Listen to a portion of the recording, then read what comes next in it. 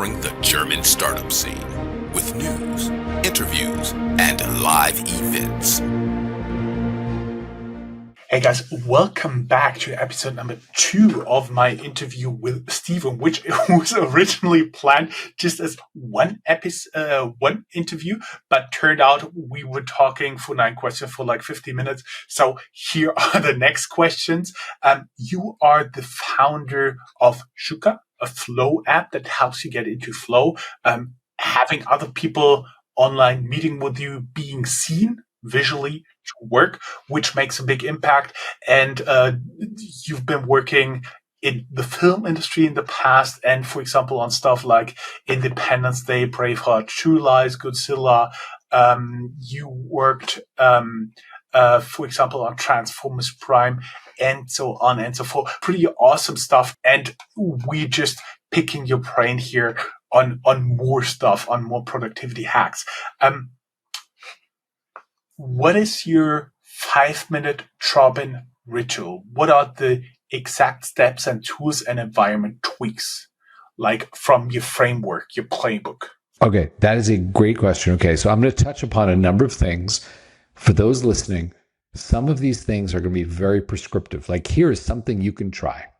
Some of them will be illustrative to say, like, this is how it applies in my life. Okay, so you can understand the context of it.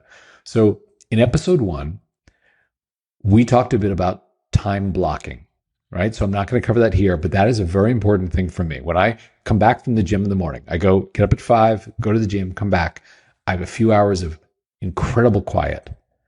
Those are sacred to me. You can't even book it in my calendar. And when we were scheduling this podcast is at this time because I've already completed my focus work for the day, which feels amazing to know that in those 3-4 hours, I did enough for an entire day's work because I was not distracted. So listen to episode 1 if you want to talk more about, listen more about time blocking and chronotypes, right?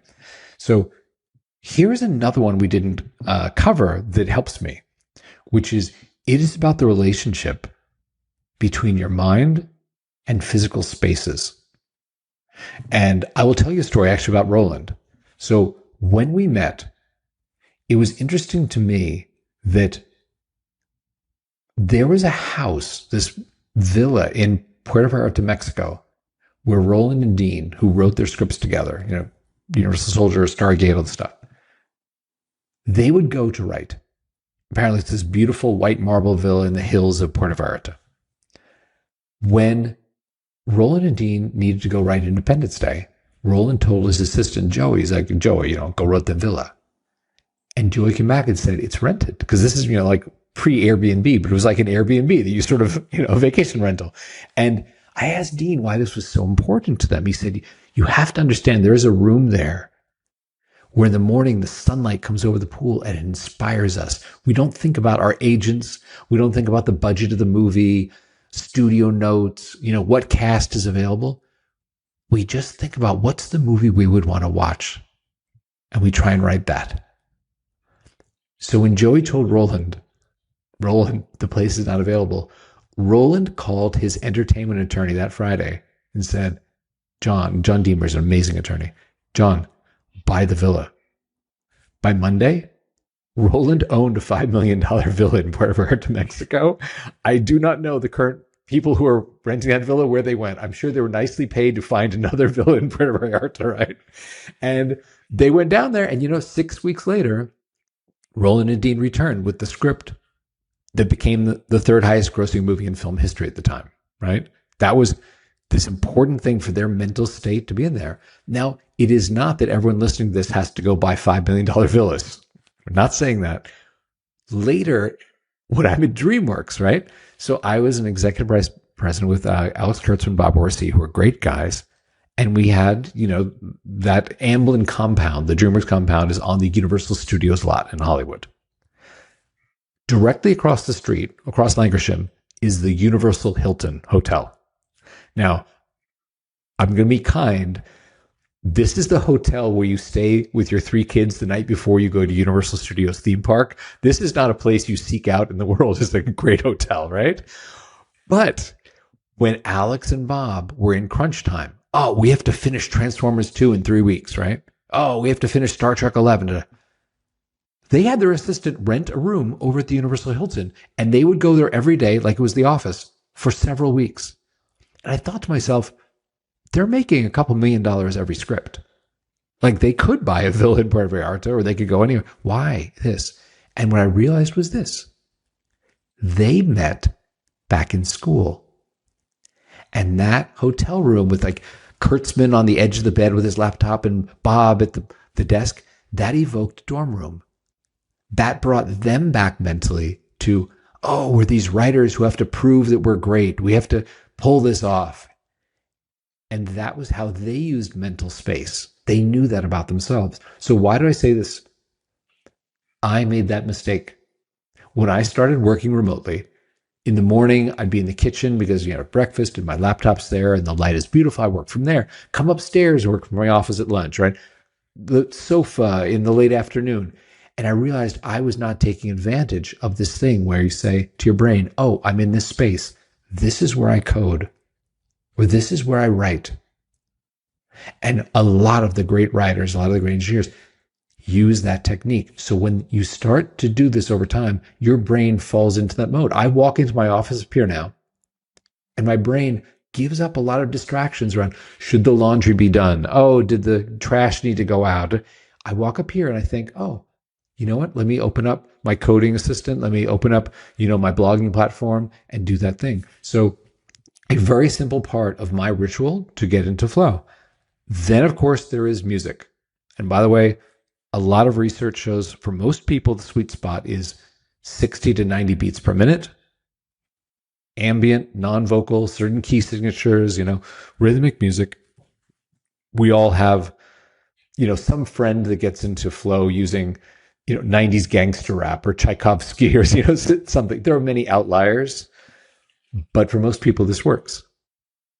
And I'll tell you a couple of things that I learned outside the science, because when we designed Sukha, we said, oh, I have a lot of friends who are film composers. Write me 1,000 hours of music that's basically like lo-fi beats or, upbeat or down tempo sort of stuff. We threw in some binaural beats, which I know when you have beautiful headphones like you do, you probably have experimented with binaural beats, right? Something I did not know was this. One of my friends does the sound for the LucasArts games, like the Star Wars games. He lives up in Marin. His high school graduation present to his son was his son wanted to go to Nepal. So they went there. When he came back, he said, Stephen, this is going to sound weird, but when we were in Kathmandu, this one day it poured rain. It was this beautiful, lush rain. And I had some of my recording equipment there, so I recorded 2 hours of it. Do you want it? And I was like, okay, that's kind of an odd offer, but sure, kind of cool. So we threw it up as a playlist. I didn't know it was going to happen. I just said, let's call it Himalayan Dream Rain, and we'll just throw it in and see if people discover it. It's our third most popular playlist. And when I asked some members that I saw listening to it, I was like, hey, do you mind? I noticed you listen to this. Can you tell me about that? They talked about how that worked for them, sort of like the physical space thing we were talking about. Oh, it reminds me when I was little, I grew up in this part of the country where it rained all the time, and I'd be doing my homework to the sound of the rain. So then I started asking, what other sounds help you get into flow? And it's interesting. Some people said, oh, surf. I grew up by the water. Oh, I grew up by this lake. We had the sound of a stream in Japan. And then a number of people said, and this brings us back to the beginning of the episode, a number of people said, oh, you know what? Coffee shops. I can't go there anymore. Like I have little children. I used to, when I was younger, I would go to a coffee shop and work from there. And, now I can't do it with kids, but I loved that feeling of being there. So we found someone who recorded a couple hours in a coffee shop in Vienna, Austria. And we threw it up with the little, the sounds of the baristas, and the plates clattering and this. And we called it Cafe Vienne. It's become incredibly popular. So it's weird the way people have their mental tricks. Actually, I'll link here in the show notes. I found a 26-second sample from your company on YouTube with this Himalayan Dream Rain. And I'll link it down here in the show notes. Okay. Yes. So a long answer. There are a lot of things that help. They're part of my flow practice, but there's music, there's time blocking, there is mental space tied to physical space, and there are others we can talk about. But I know that was a big chunk. Um, Give us the flow week operating system. Rituals on Monday, Tuesday versus Thursday, Friday, meeting windows, and how you defend make your time. Okay, so I will tell you this. I don't have research and I don't have anecdotal evidence of different days of the week. When I look at the distribution of member, usage of Sukha, there are so many people in so many different time zones in so many different countries that they have different rhythms. So I would love to be an expert on things that I know, and I would love to be not an expert on things I don't know. So you just asked, I have seen so many people use Sukha in so many different times in so many different ways. I can't tell you a pattern of Monday through Friday or even Saturdays and Sundays because I know we have a lot of solopreneurs who are working on Saturdays and Sundays because they can't do it during their day job during the week. So I don't have a great answer for you on that one. I have some personal experience to share here. Ooh, because tell me. I found a few things. One, I need the recovery on the weekend. So basically, Saturday, Sunday, no working unless it's absolutely necessary. Sure. And in times of maker time, actually, what I did is after the first year of being a solo entrepreneur, I was just looking at, I was analyzing like the data that I had, and I found out Tuesdays are the least booked days. So basically, I moved like everybody. We do get 100 pitches per interview slot. So you need to work through the emails, you need to work through like the meetings with the people, and then finally condense them and get like a question list up like we did here. And so you need to have like different stages. Plus, of course, I need to meet with potential sponsors, partnerships, and so on and so Sure. forth. And so I had 2 days set up as meeting days, and in between I defend the time to be productive, and my main working day for my paying clients is my Tuesday. That's There you basically go. I'm glad you barely any. structured it that way. I work with an app, most people know Calendly, and basically on Tuesdays Yes. it's extremely hard to book with me. Yeah. And I love that because what you're saying plays into a theme that we've talked about in 2 episodes now, which is how do you get in control of your life as opposed to be controlled by your life? You brought up something when we were concluding the last episode that I think we should talk about, which is distractions. Because I have a lot of data on distractions and what happens with our members. I can talk about it in an aggregated way. I'm not going to talk about any particular person. Like Jorn, you have to get off, you're watching CNN all the time, right? No. But I can talk about it in an aggregated way because I think this is very interesting and it helps us to craft the platform. And by the way, you know the value of member feedback, right? User feedback is golden.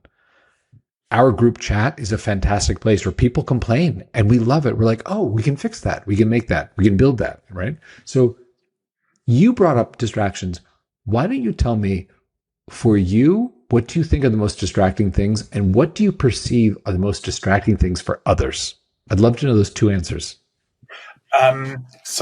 Distracted things are random phone calls. I turned to one of the startups I had here on interview from Austria. They called Phonio.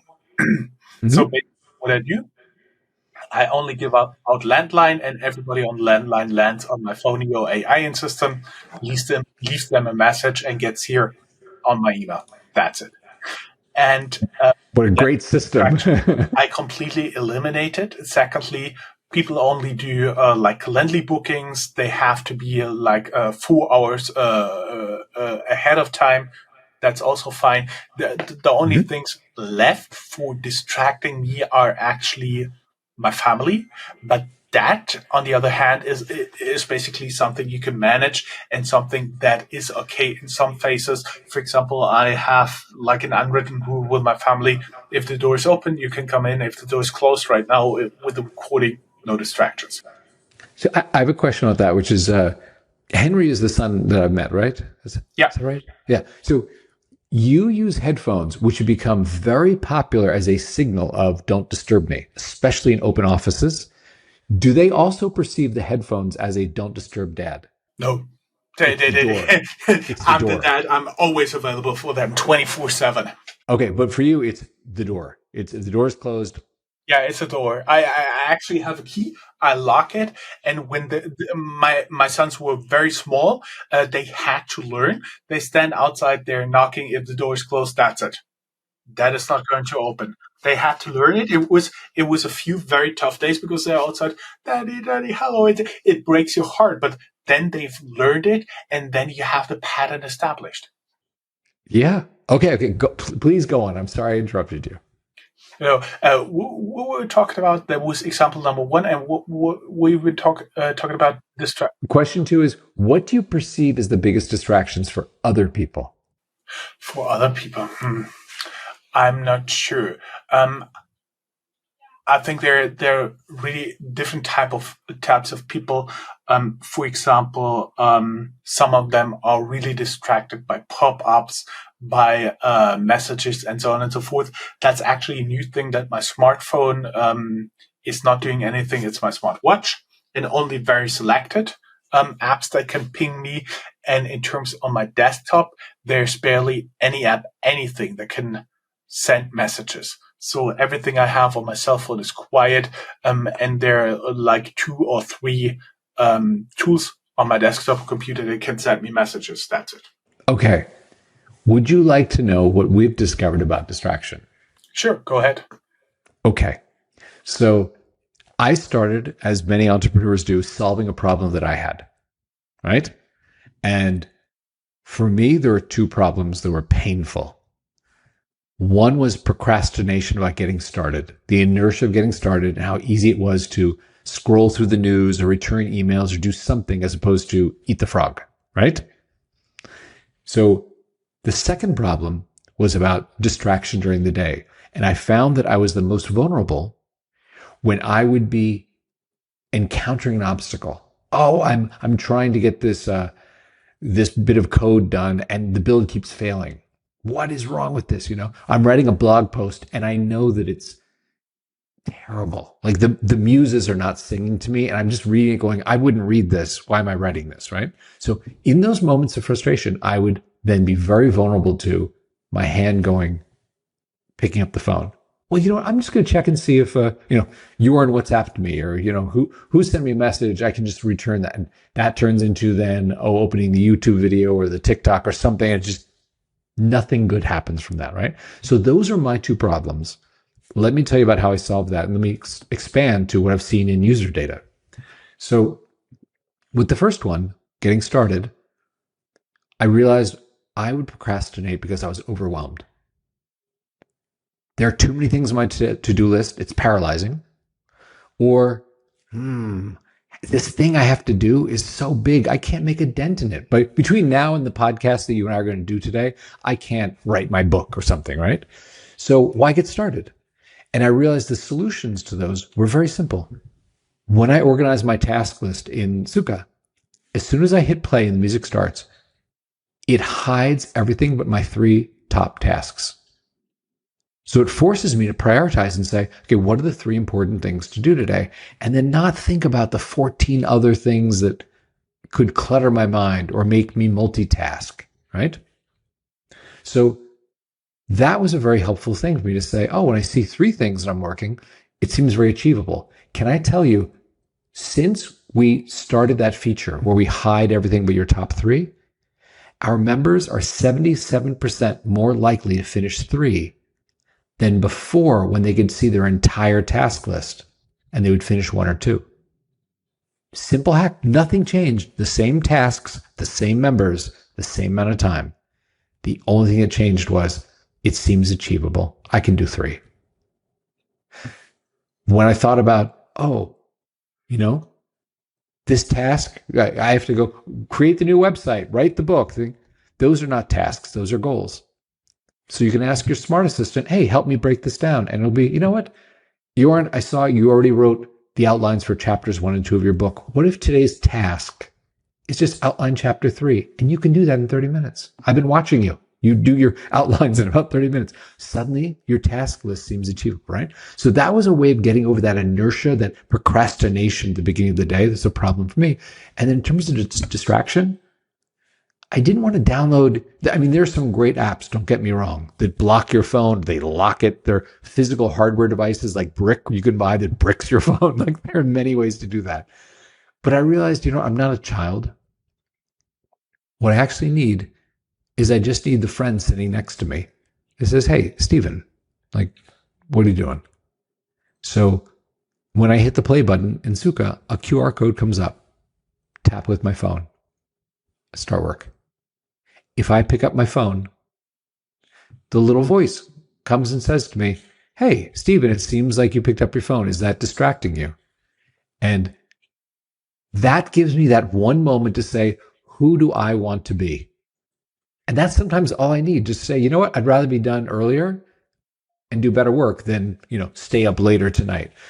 Exact same thing with websites. I can declare my custom list of like what distracts me and say, if I open one of these websites more than 5 seconds, not just tab surfing, but I stop on it, give me a modal that says, hey, is this distracting you? And then I just get that moment, like a friend was sitting with me, to say, who do I want to be? Now, I'll tell you what's interesting is I have seen now, running this for years, the seasonality of distractions. There are so many people with very specific sports sites, for example, that come and go. I'm telling you, yeah.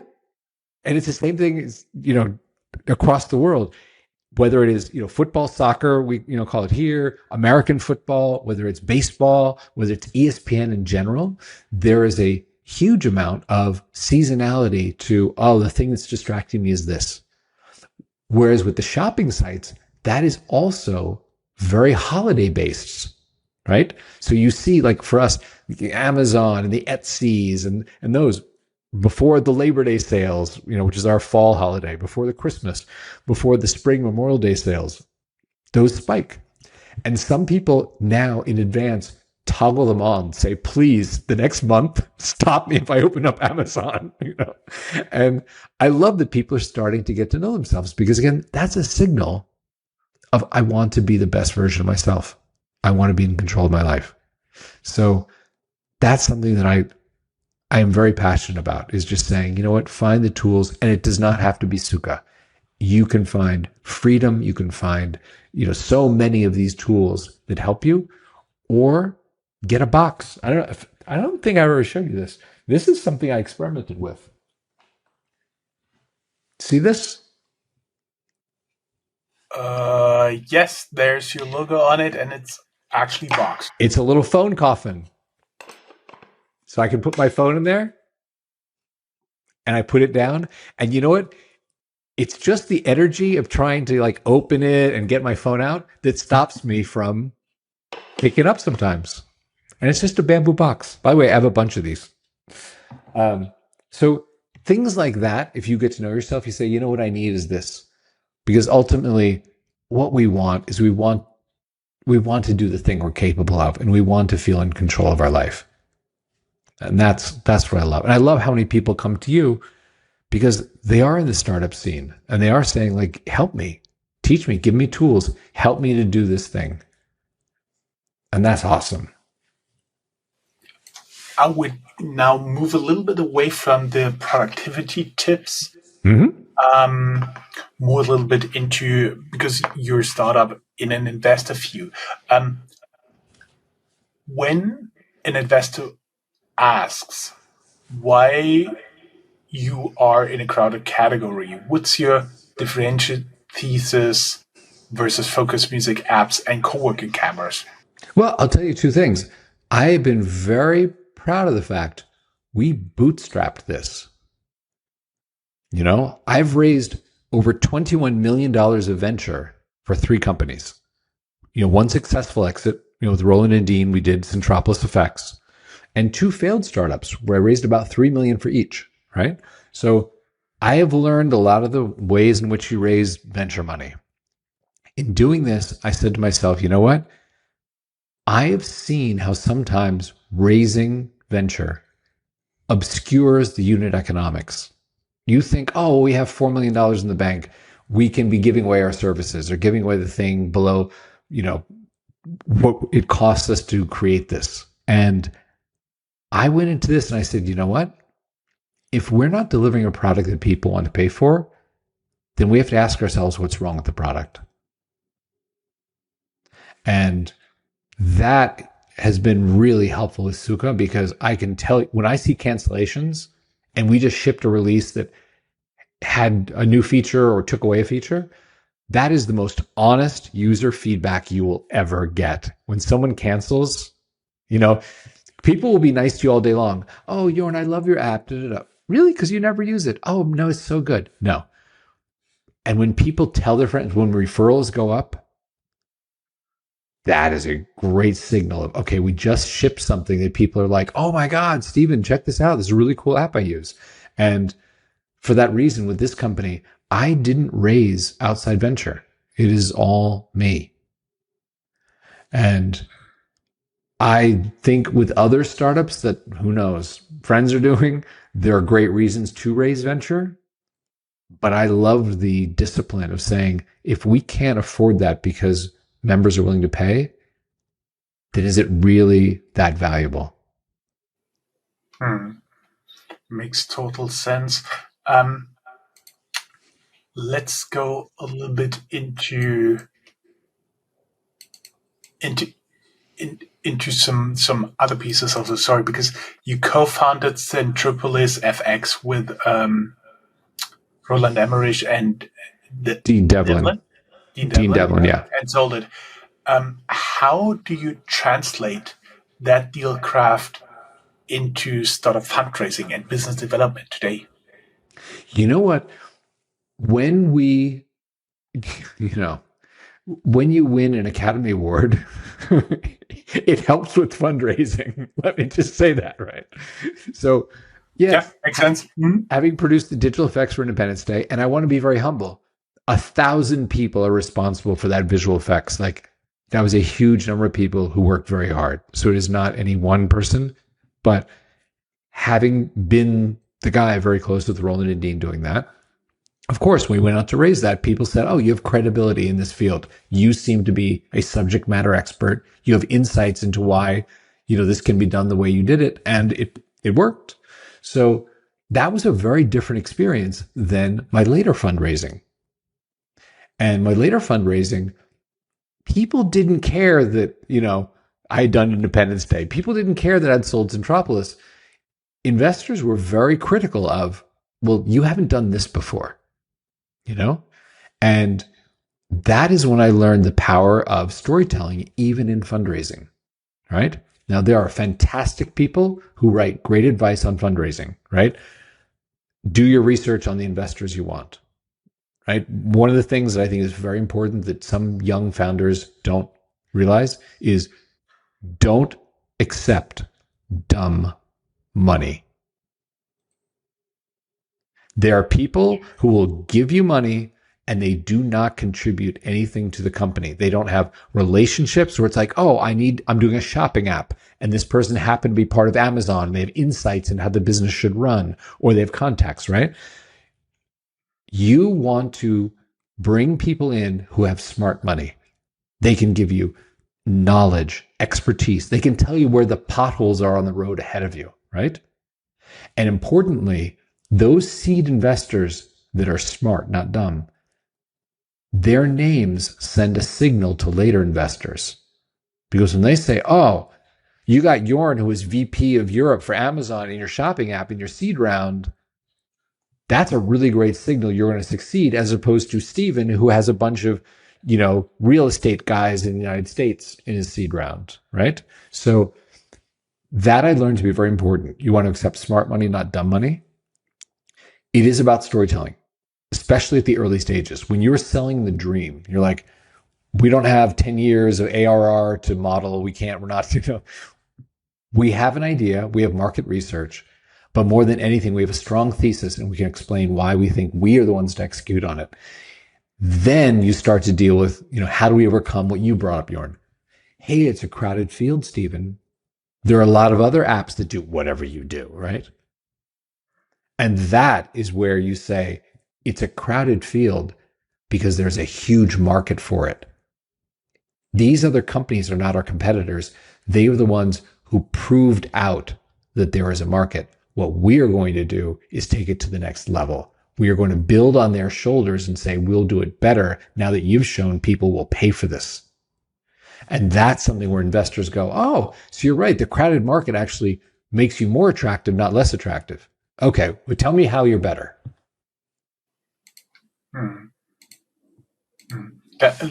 That totally makes sense. I was wondering, we talking such a lot about your tool, but you also partner with tools. If you partner with tools like Notion, Linear, Slack, or something, Yes. what native integration best boosts flow without adding any noise? You know, what we do is this, is we believe there are some beautiful tools out there. And some people use Todoist. They use Asana. They use Jira. They use, Slack or whatever.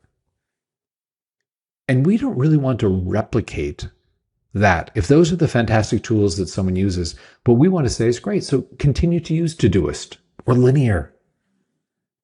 When you want to work, wouldn't it be easier for you if you could just integrate that task list and just pull from it? So you never have to retype a task or copy and paste a task.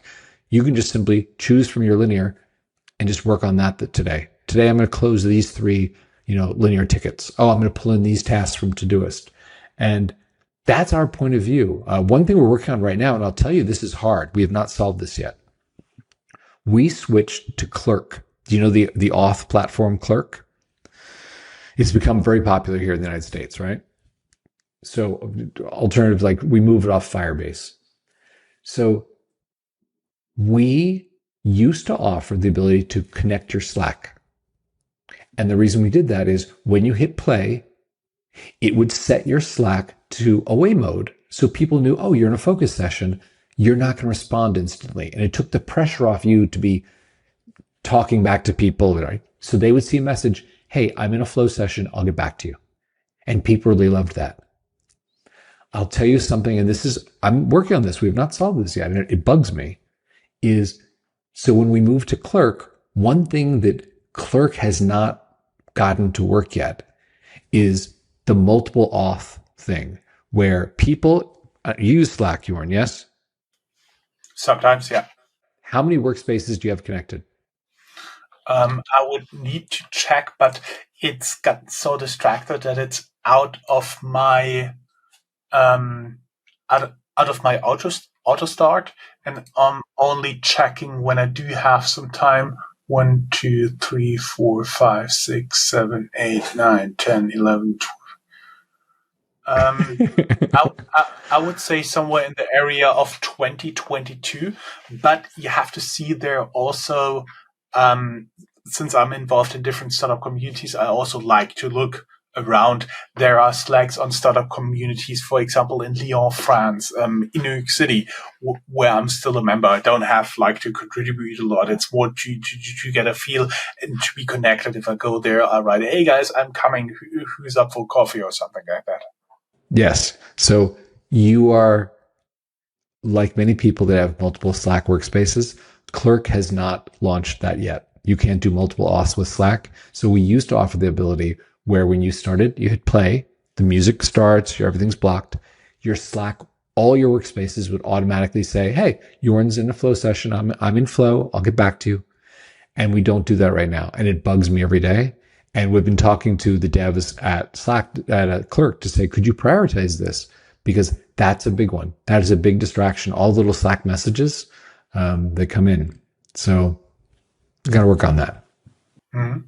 And when I saw your startup, what you guys doing, I was wondering, what KPIs do you actually optimize for, like flow hours, per user per week, task completion velocity, or something else, and why?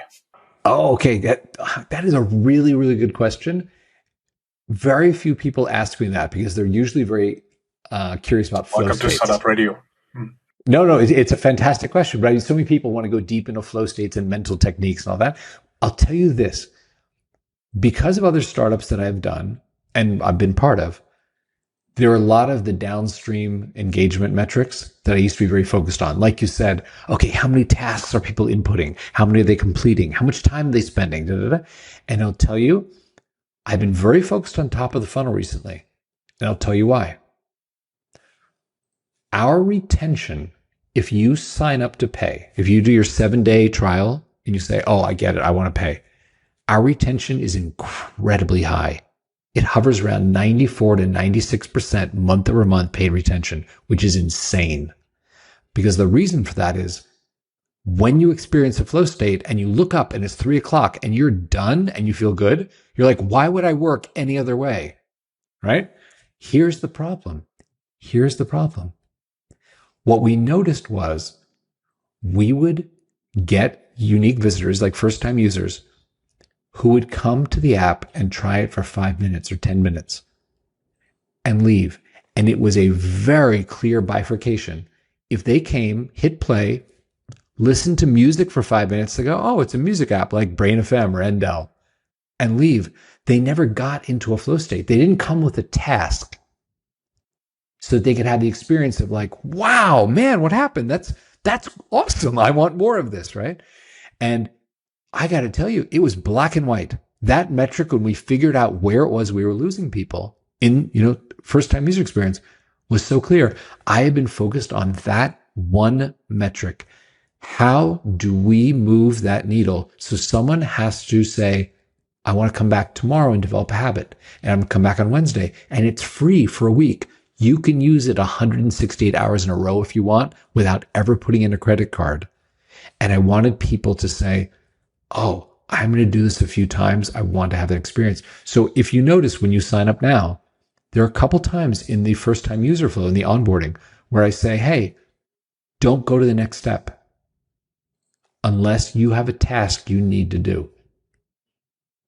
Because I know that if you just hit play, you listen to music, you'll bounce in 1 minute. You're like, oh, okay, it's music, whatever. And that's not the magic. Yeah, and the selection is not as good as on platform X and Y, and that's actually not what you're competing on. Exactly right. So there are many metrics you brought up, but I'm going to tell you that is the only metric right now that I'm caring about is how many people have a first session that's over 60 minutes. Because that is a determinant if they will end up signing up or not.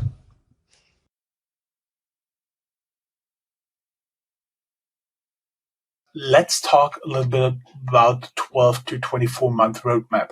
Where does the AI assisted facilitation fit? Like not just break time as pairing. Oh, another great question. I will tell you my vision, and this is the thing that we are working on because we are wrestling with the hallucinations. And every day we're getting closer to this, but we're not there yet, which is where we have the design. Our goal with the smart assistant is that in the morning, your smart assistant greets you. It's familiar with your task list. It suggests, Jorn, you know what? I've been watching what you've been doing every day. Here are the 3 most important things in my point of view. Are these the right 3 to start with? And you can say yes or no. You can adjust it. By the way, I noticed you're starting work today at 8:00, which is right in your sweet zone, your flow state zone. You work 20% faster when you listen to this playlist in the morning. Can I put on Sonic Caffeine for you? And you're like, oh, I appreciate that you're paying attention to me. It's not a bio-wearable sort of thing. It is you complete your tasks on time. You complete them under time. I've been watching. Here's what you do. Would love for that smart assistant to say, hey, and by the way, I looked at your task list like we were talking about before, and there's something on here that's not a task. Would it be okay if I broke that down for you into actual tasks? And that sort of companion that's looking at what are you listening to? What kind of breaks really recharge you? What time of day should you be working?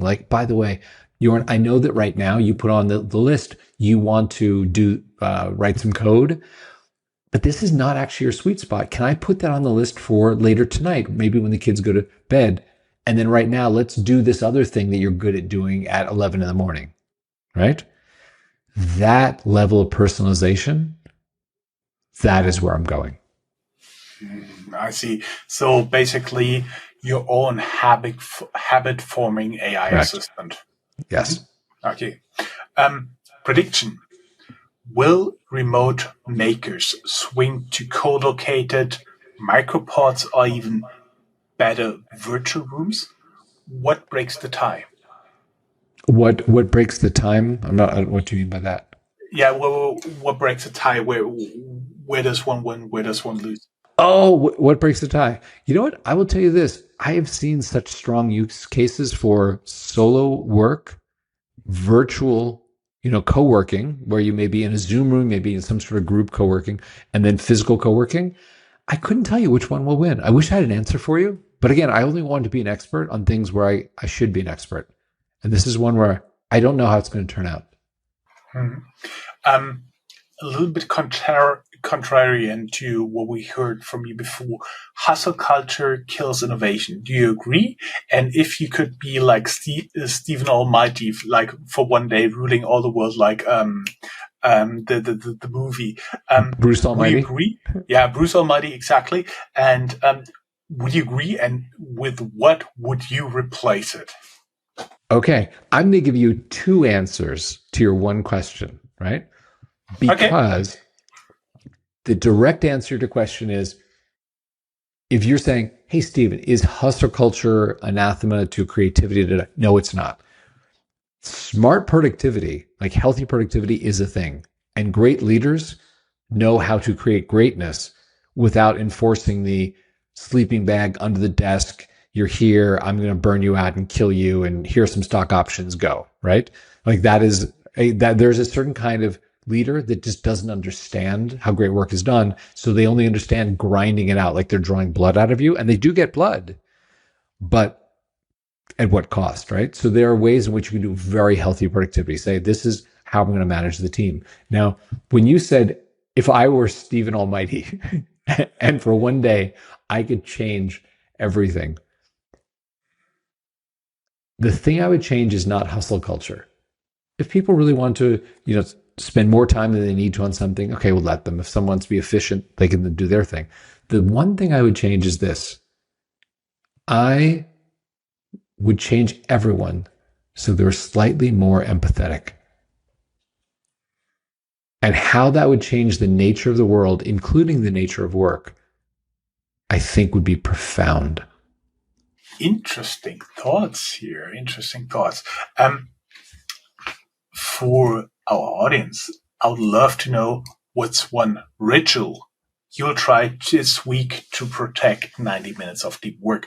Tell us in the comments below. Tag us on social media. We'll reshare it. Advice and close. Stephen, we're now talking for 1 hour, 44 minutes and a few seconds. It's been great, though. I've really enjoyed this. Yeah, me too. Let's get to the last two questions, and then there will be a few more questions in our Founders Vault published later.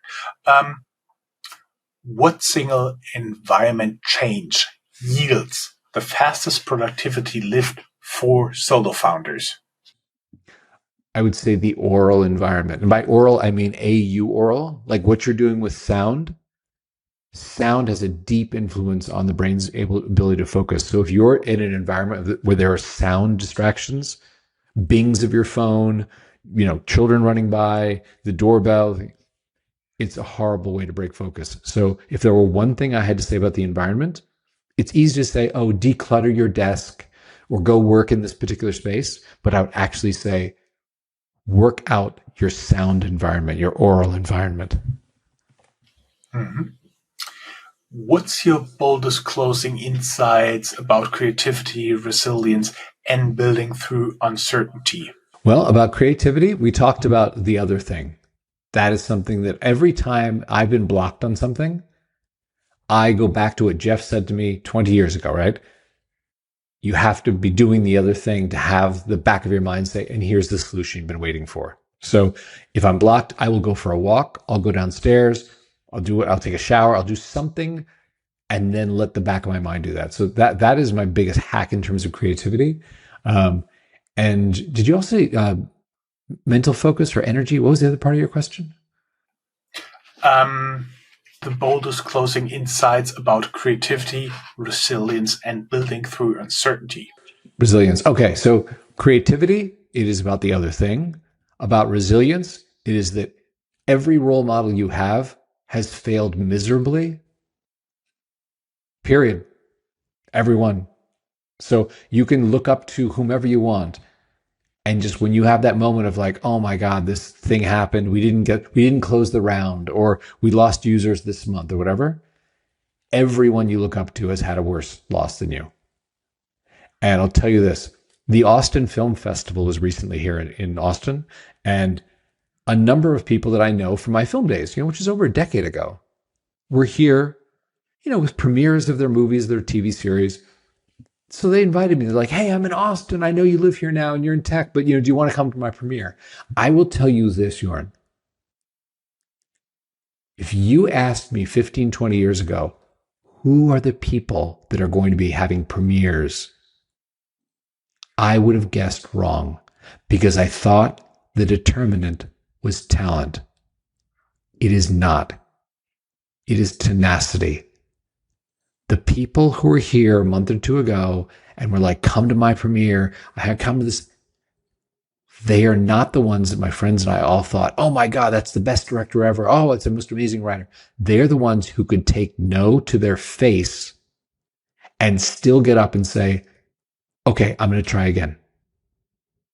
Very, very true. Stephen, it has been a big pleasure talking to you. It's been wonderful. Thank you for having me. Thank you very much. It was now the final recording time will be around 1 hour and 50 minutes. I would say it's a long movie, right? Yes. Awesome. Great. It was such a pleasure having you. Hope to have you back in some time. Thank you very much. All the best. Okay. Bye.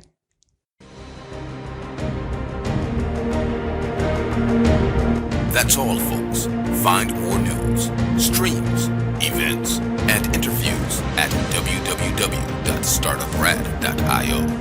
Remember, sharing is caring.